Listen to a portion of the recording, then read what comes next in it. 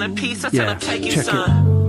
Come on, Cause they Travi. run the Come on, world, we Logic. make it run. Red Lohe. Made a little, For the I ain't UK. made enough. Wallet This to is how stay we do young it. and be the same Let's until go. I'm We 81. ain't here for a long time, just a glitch in the matrix. Receiving flow energy, 81, I have to make it. Ain't gonna fake it, and I can never say I've been one to take it. Cause sitting down in an option world, stuck in this slave ship. The planet goes around, flat my dreams, they be trying. The news 24/7 selling fear, they be lying. If it makes us easier to control our bodies, mind and soul, don't let that manifest your life, as it'll be eating you whole. My energy is too contagious, so I'll spread it around. This ain't butter, but I'll sure make you melt right down.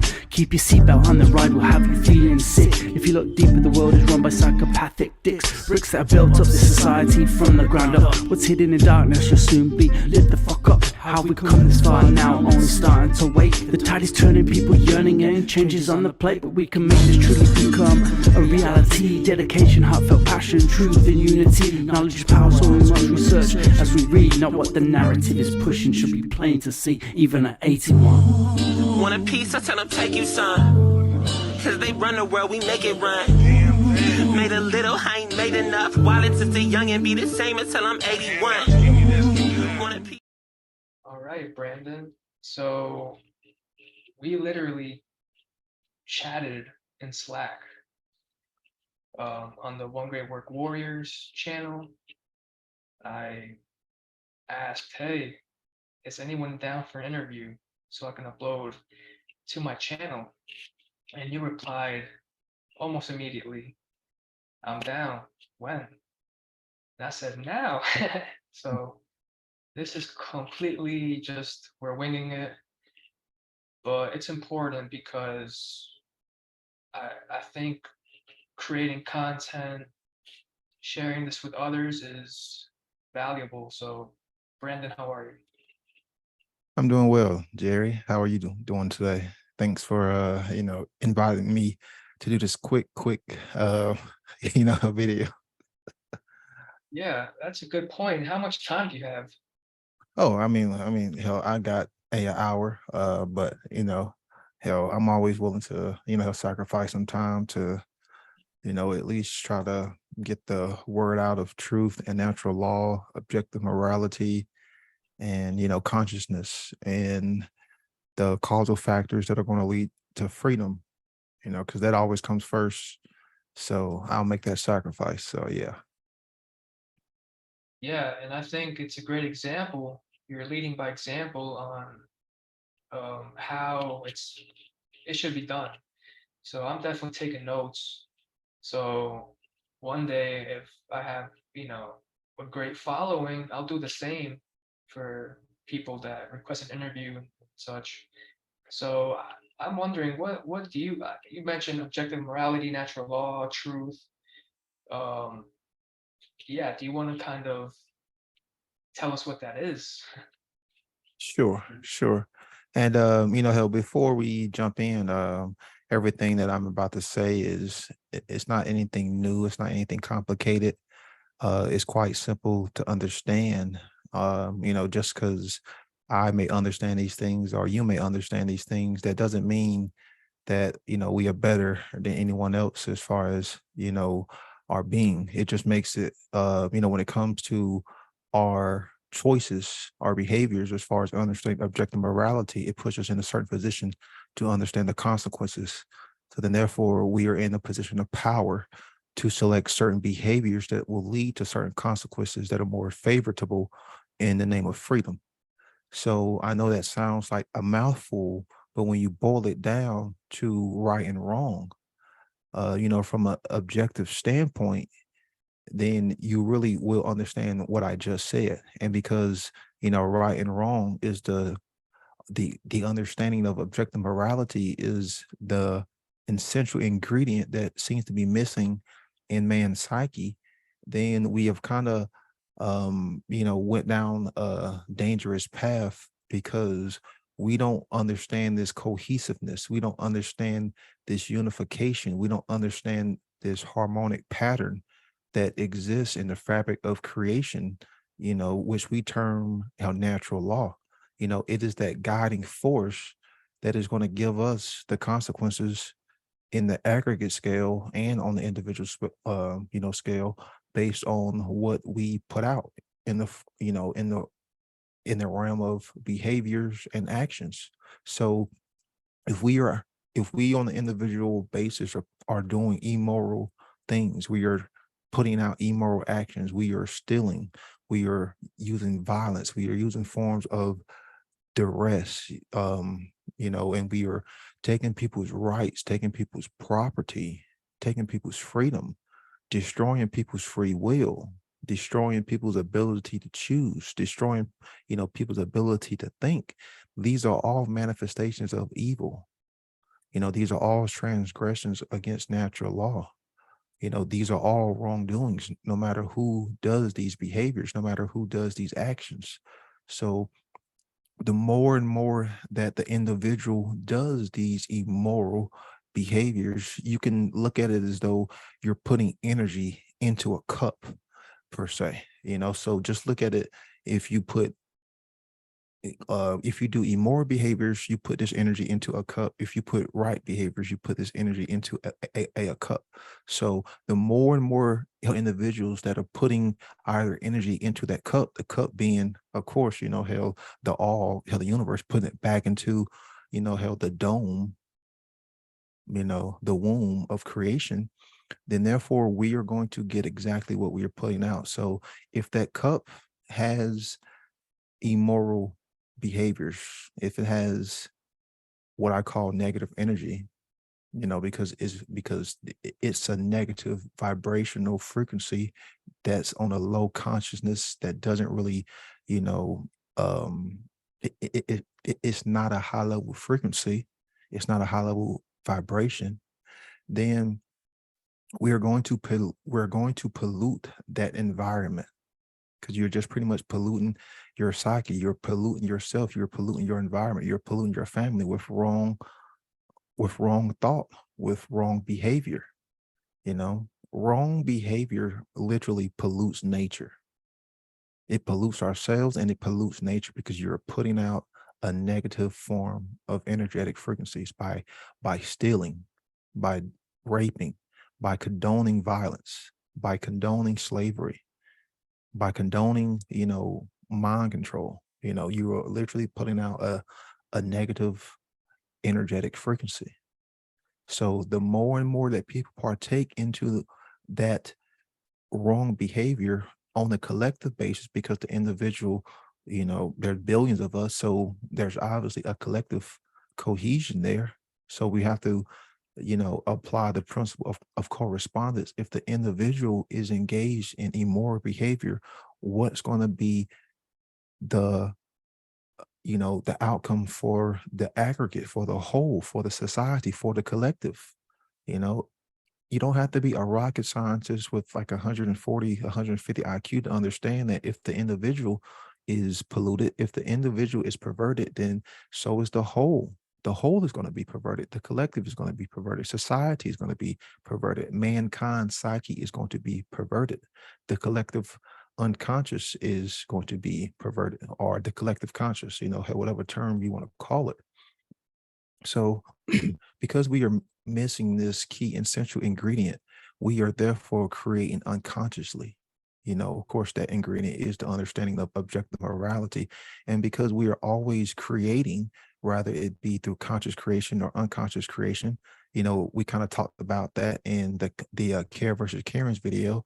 Without that essential ingredient, we are not creating in our fullness. We're not creating in our wholeness, in our full totality, in our full capacity, because we are creating as incomplete beings.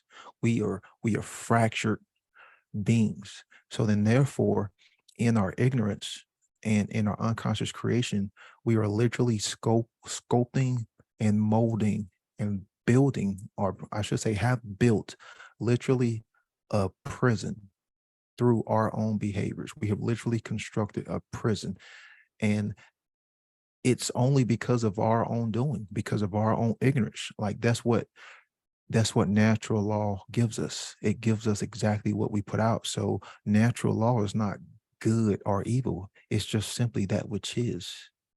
It's neutral, because it just gives us, what we are putting back into it. So until we really understand that essential ingredient in us, in order for us to harmonize, harmonize with ourselves, because that's really what it's all about. Because we're, because people buy in so much moral relativism that they contradict their own selves, that they're pretty much, um, they are betraying their own words. Because when you buy into subjective morality, because you can change the definition of morality according to your own belief, then it pretty much just has you all over the place to where there is no focus. Because hell, again, if there is no kind of consistency, how can there be focus? If there is no focus, how can there be an understanding of objective reality? If there's no understanding of objective reality, how can you learn to harmonize with the objective world? You can't.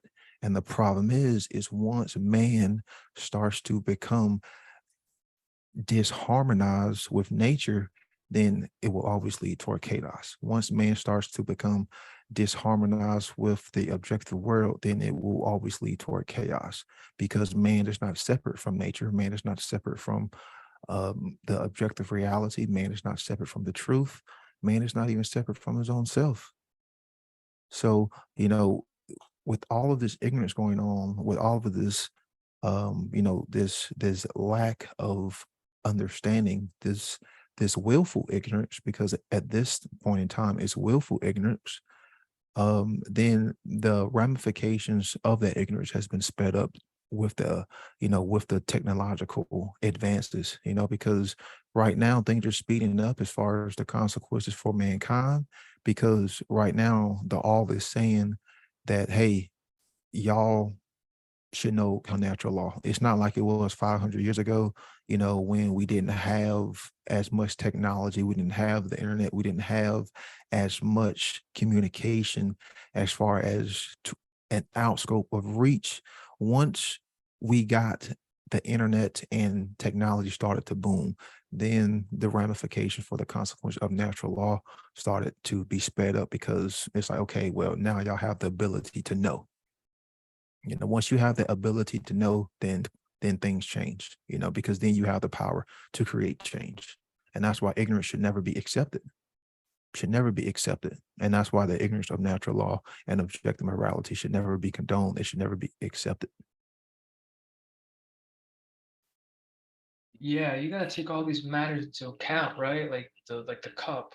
It's like everything in there, whether it's good or bad, like what has like if there's more good than bad in that cup, like we're gonna like that's our reality. But if there's more pollution and just negativity, that's our reality. Right. So like you were saying, like, now that we have technology, there's really no, reason that we shouldn't understand natural law, right? It's like those are the Yeah. results. Not unless, you just happen to be one of those unfortunate people who, grew up in a place that doesn't have internet. Okay. Then I can see, you don't have access to the internet, but that's not like 99% of the people who I've come across. Well, I would say at least 100% of the people who I've come across, because everyone who I've come across has access to the internet. So, Yeah, so you know, just in case like I wasn't clear, like why is natural law and objective morality important? because it's important, because how natural law teaches you to go within yourself.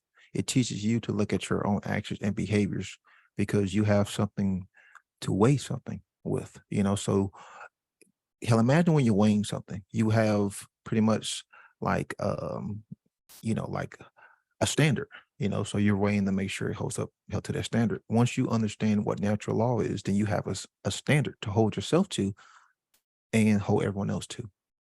So then therefore you can judge, engage your behaviors and weigh that to the standards of our natural law. And then therefore you can use discernment in your own life. You can use discernment, because judgment is a part of life. Judgment is a part of consciousness. Judgment is a part of being human beings. So many people don't want to use discernment. It's a huge part of our development. I mean, just imagine if we didn't use discernment. how long would you really last? You wouldn't. You'd be taken out in society. So we have to use discernment. Once you know how to weigh your own behaviors, then you have something to judge. Okay, if someone else is engaged in certain behaviors, then I'm going to wait. If it's not being, if it's not making weight, hey, maybe I don't want to hang out with that person. That's just the reality of it. Hey, maybe this person needs to go, and educate themselves on objective morality, because without objective morality, people can never come to that cohesiveness and harmonization in a collective scale. Because if you have that subjective interpretation, your rights or your definition of rights could always differ from my definition of rights. Then therefore, in that lack of clarity, whenever we have lack of clarity, we lack communication. Whenever we lack communication, that equals what? Friction.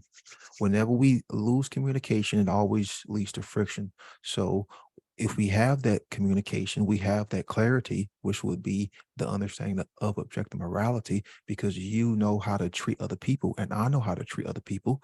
And because we share this environment together, we have to learn to coexist. We have to learn to live together. So I have to, respect your rights and respect your boundaries, just as though you have to respect my rights and respect my boundaries. And there's a second part, because that's the non-aggression principle. If someone else does transgress, then you have to step into that masculine role of self-defense. A lot of people understand how natural law objective morality from the feminine aspect of non-aggression, non-violence. But then once violence, is being, brought forward, then what do? Then you have to use self-defense. You have to be willing to have that self-love and self-care, because self-defense is a form of self-love. Self-defense is a form of self-care. You love yourself enough that you are willing to make that hard choice, to defend your life, because you say, hey, my life has value, my life has meaning, my life has worth. So I'm not just going to let someone steal from me, because I worked hard to build, this vessel, to work on my consciousness, and there's a lot of people who still need to, understand natural law. So my life has value. So this is why these teachings are important, because it really teaches you how to go within yourself. Because like I've always said, the 7 Hermetic principles are within the individual and they exist in nature. But, coming to understand objective morality is so important, because then you really understand the consequences that will follow, because everything that we do has consequence. Everything we do has consequence. You cannot ignore the consequences of reality. That's the immutable law, So once you really understand these things, then you can develop that fluidity within your own self to God, to literally flow with nature and not, try to flow upstream. Too many people are trying to go against nature. Too many people are trying to go against the all. Too many people are trying to go against the truth, rather than just let it flow within you and come to that fluidity. So that's why it's so important. Yeah, Brandon. So I think that was beautiful what you said. Like, let's stop swimming against the what do you call it? The stream. Let's swim with it. I mean, Right. Yeah. that makes sense. So yeah, Yeah. you touch on a lot of things, and like I think everything we do has consequences. Like I drink water, right? And then I'm gonna be hydrated. If I don't drink water, I'm gonna be dehydrated. And so we have to take care of ourselves. So let me see. What's a right? What is a right? Well, I can easily help define this, but to try to, spark more thinking, I guess you will have to ask yourself, is it a noun? Of course, the answer is no, because I mean, yes, it is a form of property, but where I'm getting is a form of action and behaviors. So Like that's the most important thing. The first thing that I think about when I hear right is actions and behaviors. So you're talking about doing something, you know. And the reason why I get to actions and behaviors is because there's an infinite amount of rights that we have, but the best way to understand those rights is to understand it from its apathetic. So to truly understand what a right is, you really have to understand what it is not. So it's easier to explain what a right is by way of understanding what it is not. So if you use the apathetic approach, if I was to describe myself, I am not someone who has light skin. I am not someone who has long hair. I am not a woman. Like I'm describing what I am by describing what I am not. So if we use this same method of reasoning, because this is a method of reasoning, the apathetic inquiry, then you can use this same concept to understand what rights are. So rights are not, these. So if it is bringing violence, if it is condoning theft, it's not a right, because those are wrongs. So wrongs are actions and behaviors that initiate violence. And we're talking about theft, rape, coercion, because you're taking someone's free will. Trespass, you're taking away someone's right to security, hell, violence, assault, and hell, like deceitful lying, not like white lying, but like deceitful lying, where you are deliberately keeping truth for someone, or like the advancement of information that can lead to the like higher consciousness.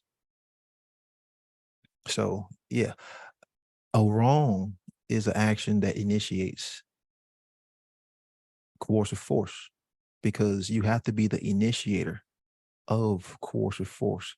And the reason why I say coercive force and not just force is because force is what's required to create in the all. Right now I'm using force to talk. Force is always used. We use force to move. We use force to do whatever. We use force to build. So force in and of itself is just a means of how we create things in the physical world. But once the force becomes coercive, then you are saying, hey, I'm going to take away your ability to use choice, and you must align your will with my will. Then that's when you step into the realm of wrong. And all wrongs involve theft. So that's what a right is. A right is not a wrong, because wrongs are actions that lead to the initiation of coercive force. And that's just simply called violence, because violence, it is etymological means to violate. You're violating someone's property. You're violating someone's rights. You're violating someone's free will.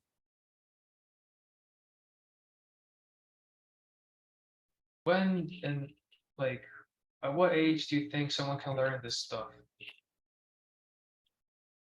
Well, I would go deeper rather than saying what age. I would say as soon as the baby comes out of the womb, I would be using the same techniques of mind influence.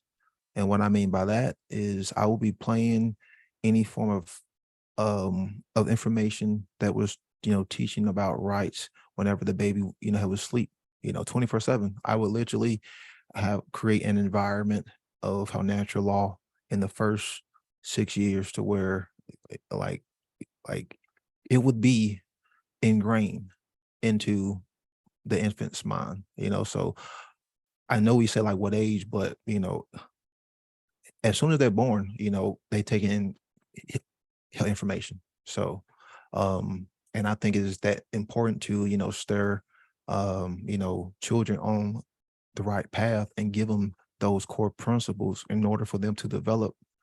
And I'm not saying just ram it into them, but like there's a means of doing it in a loving environmental way, to when that child does develop, they already have those core principles installed within them, and you're teaching them about the why, and not just copying out by saying, oh, because I'm the parent, I'm the authority figure, you do as I say.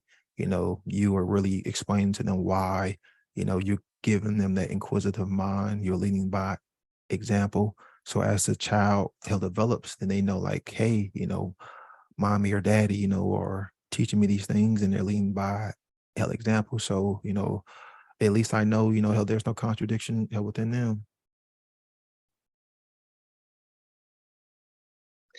Because like you can teach somebody something and you don't have to know how to do it, but this comes back to the cup. Like we need people to understand this. That way we have less violence and we can live Right. in, see what we're capable of. Right. I wanted to But ask you, oh, go ahead. oh no, I was gonna say, speaking of that cup, in order for them to learn this, they have to unlearn what they already know. And that's a huge problem for a lot of people, is because that requires friction. To unlearn what you already know requires friction because, that's just the way that the neuroplasticity in the mind is, like chipping away those neural pathways literally creates friction and anxiety and stress within our mind. So it's like breaking concrete, like it's a very um hard thing to do because it requires friction, but that was the alchemical process of, pressure and rubbing and force and, just constantly hard work and hard work and hard work to take, these base metals and turn them into gold, turn lead into gold in the symbolic allegorical sense of the mental faculties. Yeah, because nothing was built in a day. I mean, like myself took 27 years for me to be who I am today. Right. So it's like undoing, like getting rid of the baggage, you know, it's gonna take some time. So I know you're a great content creator. Is there anything that you would like to share with us? As far as tips, Yeah, all that. um one thing that really helped me was actually learning the software that I use, like actually taking time to learn how the software. Um Hell, I would, use certain apps, stuff like that. At first I didn't really, know how to use them. I wasn't as comfortable, with them, but I would take time, instead of, just constantly taking in health information, I would dedicate a certain time throughout the day to learn more about this technology. And as time progressed, just like with any other thing, I learned more and more. There's a lot of videos online, a lot of classes, a lot of free tutorials, just showing you how to use something like DaVinci Resolve or Canva. And like once I took the time out to actually learn those things, then it made things so much more easier. And always keep a open mind. Cause like my thing is I feel like there's nothing that I can't learn, given the right amount of time and willpower. And how usually once someone shows me how to do it once, I'll pick up on it, real quick. So I would just go online and watch a lot of videos. I would have my software and app up right there. So as they're showing me, I'm doing it. So because I was just, a visual learner and kinesthetic learner, a very hands-on, like kind of person, a very hands-on learner. It just picked up, you know, how I picked up on that real easily. So really like I've said before, is you really kind of need to know your learning style. You need to learn, based on what's best for you. Some people may be visual learners. Some people may learn better from reading books. That's not me as far as reading books, but yeah, that would be one thing that I would tell people. And then two, don't be afraid to make mistakes. There's always going to be mistakes that are going to come up as far as content creation, man. Hell, I made a mistake a few weeks ago. Um, recording my video with Sarah Cross, but hell, you just push on. There's always some friction in the road. You can't just give up and just throw your hands up and say, fuck it, hell, I'm done. You really have to, kind of just like have that focus, man, to say, hey, I'm not gonna let it, like get me down. It may, make you mad. It may make you stressed out. But at the end of the day, if you keep pushing whatever your problem is, hell, you'll push through it.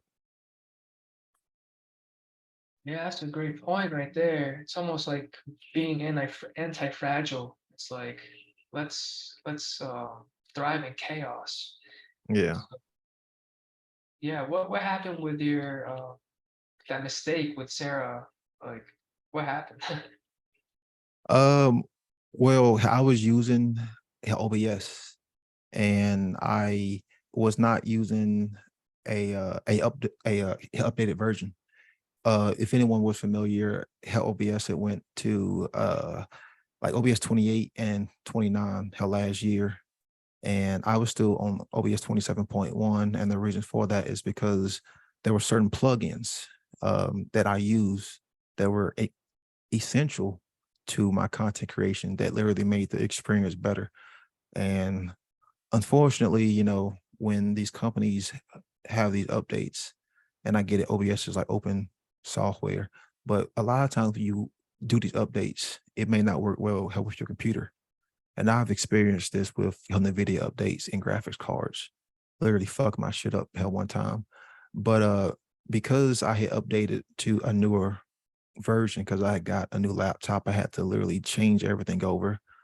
Um, some of my audio sources that were hidden in the older version, if you hit a audio source, it automatically muted. But for some reason, when I went over to the a new version and I hit those same sources, it didn't mute them. It just hit them, but they were still recording in the background. And that's what happened. Is I had an audio source, my Sony camera, because I don't use the audio from my video source. I have an external microphone. Then it recorded the audio from my Sony, and it just merged it on top. And that's why it was a echo in the video, because when you have two audio sources coming in, from your end, it's going to echo. And that's what the problem was. So of course I was able to fix it, but like with any problem, I just edited, um, I just edited the video and just edited those parts out. So, just a little simple thing to do, but you learn from it and you move on, big deal. Yeah, I asked because I think that's why it's so important to learn technology and just like not being afraid to make mistakes. There's always a solution. So that's great to know to be Yep. in touch. Yeah. Yeah. You mentioned hands earlier. How important are the hands? Oh man. That's how well, imagine if you didn't have hands. Imagine how, like how different life, it would be. You couldn't pick up anything. You couldn't really build anything. You couldn't really construct anything. You couldn't really defend yourself, technically. So, I mean, how much power would you lose if you did not have your hands, if you didn't have your arms? You wouldn't really be very powerful. I mean, who would really take you seriously? I mean, because let's be honest, like when you have hands, it grants you power, you know, the extremities grant you power. So, the importance of hands, that's how we build, that's how we do things, So what are we exactly doing with our hands? Are we putting our hands on other people? Are we building things with a rocky foundation? So our hands are going to be a reflection of our consciousness. What we build is going to be a reflection of our consciousness. You know, the hands are, the hands are supposed to be the the science aspect of mankind. Science is supposed to be something that takes things and, applies it to reality, to kind of know things. That's what the hands are for, like, how dissecting, filling things out, filling your way hell around. Imagine if you're in a dark room. I mean, like, what's the first thing you try to do outside of opening your eyes? You try to feel your way hell around. Like, there's a reason why, how these hands are powerful, man. You know. So Yeah, yeah, these hands are so powerful, man. And it's really time for us to start constructing things in a more positive light, with our hands. We should be using our hands to help each other up, to rebuild, you know, to be to literally be, you know, helping. building, conscious creation. But sadly, people really even don't want the responsibility of having hands, of having arms, because there are responsibilities that come along with these things. And that's why we see the conditions that we are in, is because people don't want the responsibility for thinking, and of course, have not the responsibility for their hands. Yeah, those are great points, Brandon. I think that you're doing a great job at moving consciousness forward. So I'll ask you, what is consciousness? Consciousness, I just keep it simple, man. I just say pattern recognition. It's awareness. It's consciousness is consistency when you look at it, because when you can't have pattern recognition without consistency. Like becoming aware of something, not just aware of it, but you're becoming aware of it because of a pattern. You recognize a pattern through a longevity in time, a consistent pattern, just like in the Matrix. How when one of the people who are like in the Matrix 4, when Agent Smith, or I'm sorry, how Morpheus was talking about, he saw something and he just recognized a pattern. Yeah, it's like that. Like that's your consciousness. You're recognizing a pattern. You're becoming aware. You are literally becoming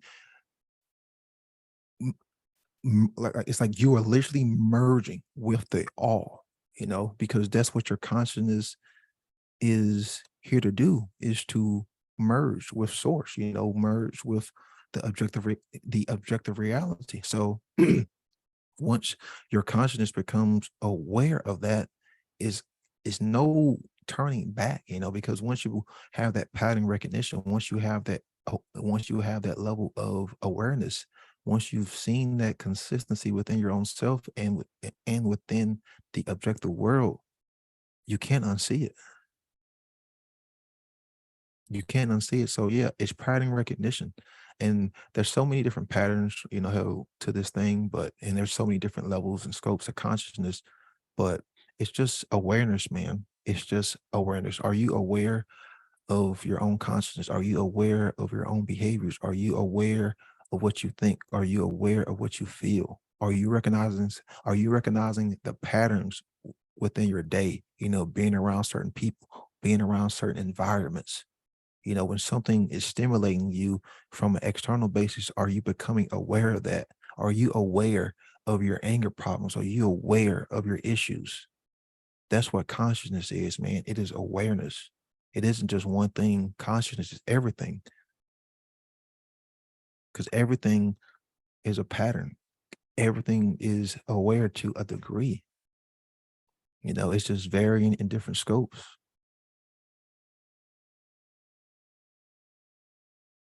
Yeah, that was great. It's definitely pattern recognition. So that discernment, right? It's like, Yep. oh, something's funny here. Like we're using our senses. We have them for a reason. So Yeah.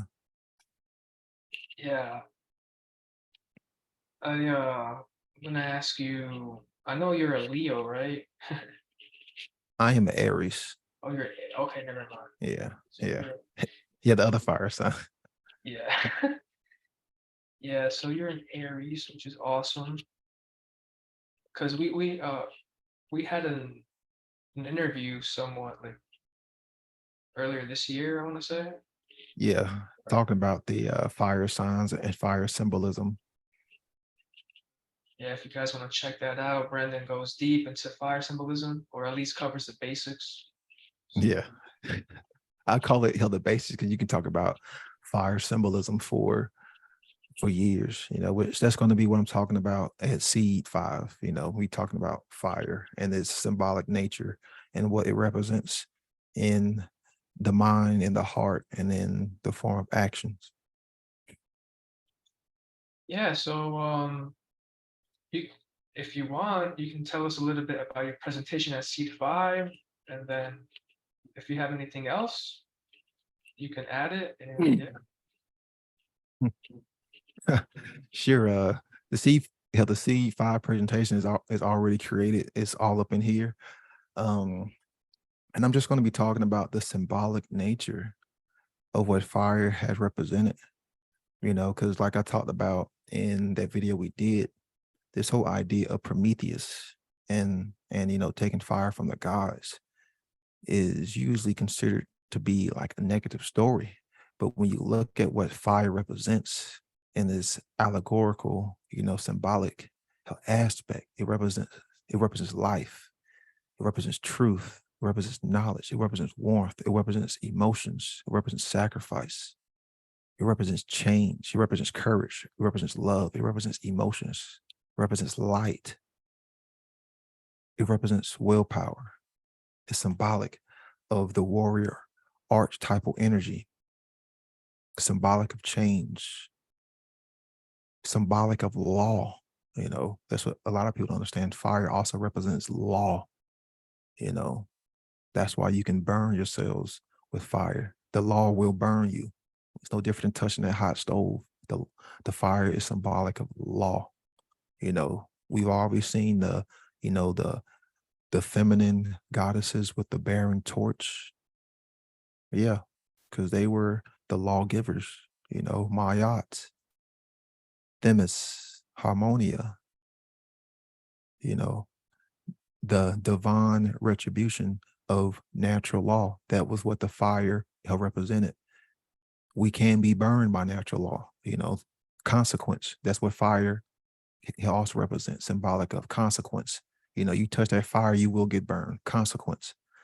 So that's what I'm going to be touching up on and hitting that from the fire, from the mental aspect, the emotional aspect, and the action aspect, in like a trivium kind of style, and fire and its symbolic nature and what it represents. And then why it's important to protect that dying flame, to protect that light. That's what people don't want to do. People don't want to be bearers of that torch. People don't want to protect that flame. People do not want to protect that light. That light can never go out, but symbolically is going out, because you can never put out that torch. You can never put out the truth. You can never put out the truth, because truth will always be there.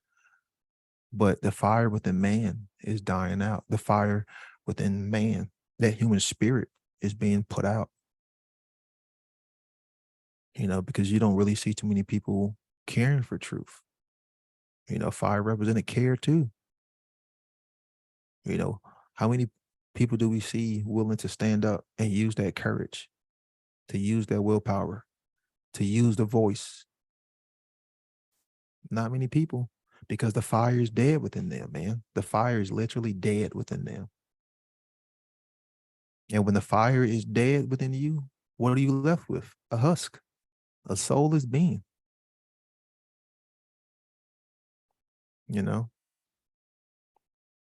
So yeah, that's what I'm going to be talking about. Well, I'm ready. I'm excited for this. That's the preview. Yeah, is there anything else that you want to add on to this interview? Yes, there is a very important presentation that is out there. And I'm sure you saw it from Funnel 3. Nate Cap's Oculus presentation is so important. That symbol is so important to understand, the circle dot. And I rewatched it yesterday, and I was coming, and it dawned in me like, hey man, this symbol is also symbolic of all the 7 Hermetic principles. Like, you can literally fit all the 7 Hermetic principles in that one symbol of the circle and dot. Now, mind you, it's important to understand angles, and you can't just look at it from a circle and dot. You have to get your angle and look at it from a cone, and look at it from, the spiral aspect, as he was talking about, to really grasp the scope and the nature of what he was saying. You have the law of mentalism. The all is mind. Hey, that could be the dot. And the all is the circle. You have correspondence. You had the dot at the top, And then you had, almost like a triangle that held a corresponding principle right there. Then you have vibration. You have the highest point of the energetic frequency and the lowest point. You have the dot being the high point. And then, of course, you have the low point, which would be the circle. You have, sorry, hold on. Let me get some water real quick.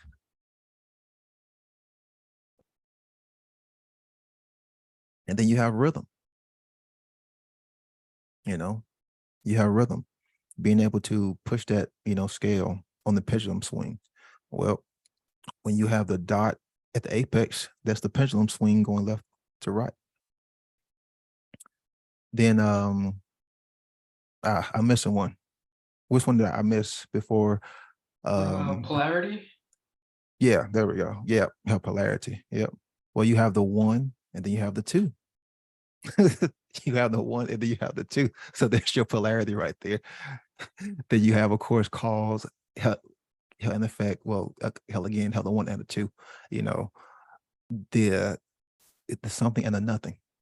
Then right there. Then you have gender. Well, again, you have the 2. You have the 1, which is the individual, and then you have the 2, which is the masculine and the feminine. Like that symbol right there is very important. And NATCAP, literally, that is one of the most important presentations online right there. And shout out to a NATCAP.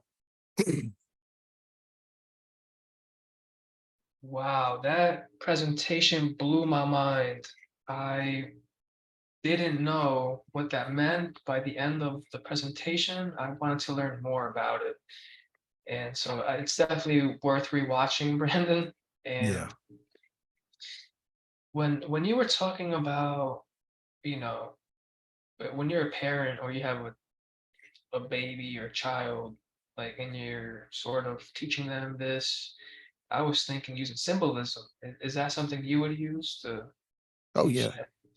Yeah, absolutely. I would use symbolism, colors, frequencies, just to create an environment to where it would be productive of growth, And I'm not talking about, like overdoing it, or, like just literally, like not really pushing, like a thinking, not in like a cult indoctrination way, but in a loving, conscious way. Because that's the thing is once you have the knowledge, then with anything else, you are in a position of power to create change. Once you have an understanding of the human psyche, then therefore it puts you in a position of power to create change. So if you do have an individual and you are with another conscious being, then it should make that experience somewhat more better because you have a strong masculine, strong feminine, or whatever how y'all are doing, and therefore y'all both can come together to be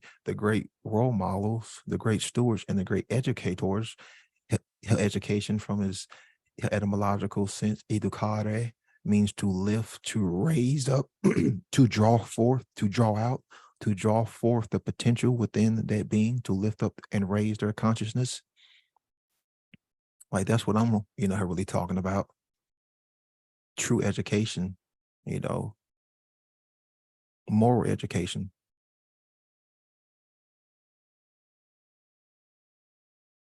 That is so important that I am honored to have had you come on to, you know, this meeting with me to do this interview. And if I can return the favor back to you anytime, man. Oh So yeah. Thank you. Thank you. And it's always fun, whenever we chat. And I thank you for, doing what you do and, always being open to learn and, he'll always willing to, he'll ask some good questions. And it's nice and wonderful to have, great friends such as, you and all the other members on the One Great Work Warriors. yeah, you know what you said yesterday, I was thinking, you said funnel 3. Like you're looking forward to Funnel 4 because it's almost like a reunion, or it is a reunion. It's Yeah, almost like I couldn't agree more, Brandon. yeah, So yeah. yeah. Hopefully everyone can go and check out those replays because, like I say, man, Funnel 3, they have set the bar as far as online conferences, in my opinion, and they did it right. And they did it right. Yeah, you've inspired me to go check out all of the presentations. Um, Yeah, yeah. they're online. Yep, you can go check them all out right now. So, Well, one more question, Brandon. Where can people find you? Your work? What you definitely got? not on YouTube. Definitely not on YouTube. Um, people can find my work on Odyssey under Brandon Spencer, the One Great Work Network, BitChute. Um, and if you do find my work on YouTube, it's not the full videos. It's just like short videos directing people to other platforms. Just because I think we should be jumping to other platforms that are more freedom oriented and, care for rights compared to using tyrant platforms who don't care. And we have to, like literally back our words and our actions, with that which we think and say. So whenever I can, change platforms and go to a more freedom, hell oriented platform, even it may be at my expense or, harder, then I'm, willing to do it. And that's why I don't upload full videos to YouTube, because anything with my name in it is going to be censored, because they've already took down 2 channels. They've already given me, warnings. They said I've talked about medical stuff in my videos, which there's no mention. It's literally just, they can do whatever they want because they are the authority. So, Yeah, those are excellent points, Brandon. And I know right before this call, I was gonna watch your latest video, which I'll do for sure, like right after this. um, Freedom of speech, man. Like we need to be, I defend your freedom of speech, even if I disagree with you. I think that yep. is like the gist of it. Yeah. So Hey, I'll say something that's very extreme. I'll fight for the right for a KKK member to spew some racist shit all day because they have their right to, you know. Doesn't mean I agree with what they say, but it's like that's how extreme I'm willing to go with free speech. Is I would fight for that right of a KKK member to spew whatever racist shit toward black people. Doesn't mean I agree with it, but it's just words, man. I grew up in the 90s. We had a saying, sticks and stones may break my bones, but words may never hurt me. Well, sadly, people have forgot about that saying. So, yeah, absolutely. That's an important saying. I recently heard it from my dad, and I was like, yo, you're right. Like words can't hurt me. Like, yep, but they won't break my bones. So right. absolutely wonderful, Brandon.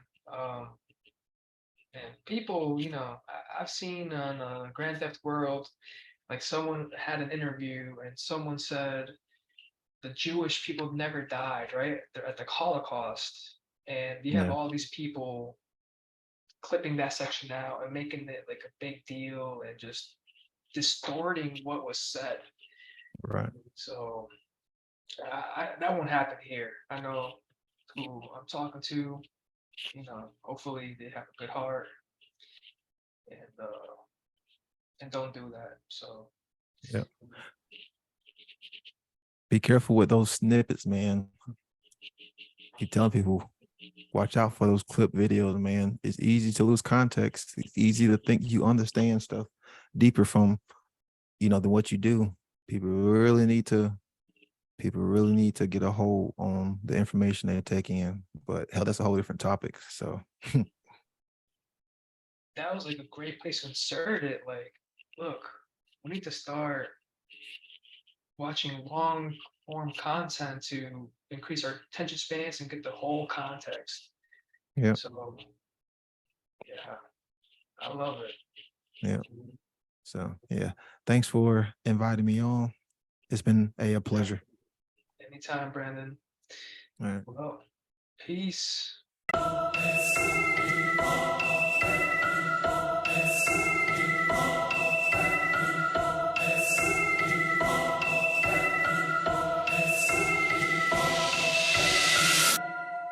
We're under attack. We're under attack. We had enough of the government's crap. If they busting at us, then we busting back. We up in this fight. We up in this fight. In the name of freedom, we blaze. And the option, self-defense. No, this is not retaliation. Retaliation. Retaliation. In the name of freedom, we blaze. And the option, self-defense. No, this is not retaliation. If a bully's picking on another kid, and that kid fights back, and then she cracks the bully's wig, and in doing so ensures that bully never strikes again, most people would agree that she was right to defend herself from the harm that bully was inflicting, cause nobody has the right to reduce you to a victim. If you thinking that the government is different from the bully, then you tripping, you don't fully understand it, god damn it. The government's a cult, it's the most dangerous. One of all their guns are drawn, them motherfuckers aimed at us. They won't hesitate to let them bang and turn them man to dust. To turn them to a legal slave for freely trading cannabis. They say, those drugs are bad, but ours are good. So take the shot or say goodbye to your livelihood. Give up your guns, you don't need them. We'll provide you safety, all it costs you is your freedom. We're under attack, we're under attack. We had enough of the government's crap. If they busting at us, then we busting back. We up in this fight, we up in this fight. In the name of freedom, we blaze. And the option, self-defense. No, this is not retaliation. Retaliation. Retaliation. In the name of freedom, we blaze. And the option, self-defense. No, this is not retaliation.